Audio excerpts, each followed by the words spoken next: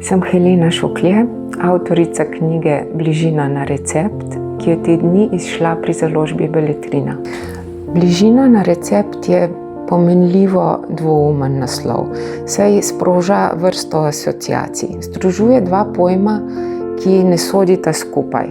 Bližino kot nekaj temeljno človeškega, kot nekaj, kar vznika iz medsebojnega odnosa, iz zaupanja, iz skupnih izkušenj, spontano.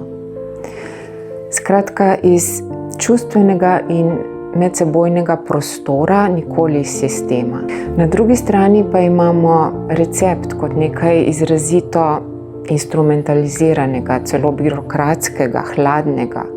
In njuna povezava sproža seveda vrsto vprašanj in asociacij, ali gre morda za paradoks, ali gre za ironijo, ali gre za morda nadzorovano odmerjanje, dobrino, ki jo manjka. Nobena asociacija ni napačna in za vsako je v zgodbah mogoče najti svoj pomen. Bližina je skrivnost. In skrivnost je, iz česa je bližina stkana in iz česa izvira.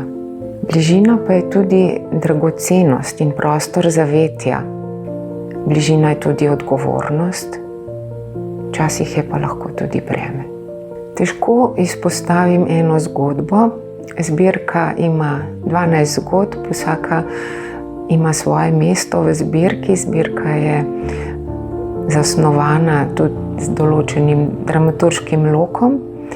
Lahko pa omenim nekaj zgodb, dogajajo se na meji in prepletajo svet medicine in farmacije z svetom umetnosti, tematizirajo človeške odnose in tudi aktualno družbeno situacijo in so do nje polemične. V zgodbi Maki srečamo mlado arhitektko in kirurga, ki se skupaj z zdravnikovim polbratom, digitalnim ustvarjalcem, zapleteta v težko etično dilemo, v kateri nastopi tudi slika Mateja Strnena, Maki.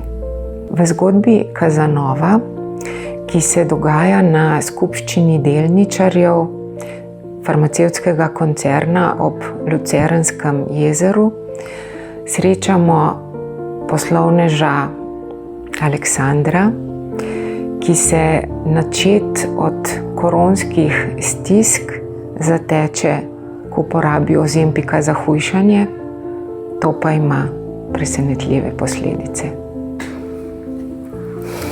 Knjigarna je lahko lekarna. In lekarna je lahko knjigarna. Bližina na recept poiščite jo v knjigarni in lepo vabljeni k branju.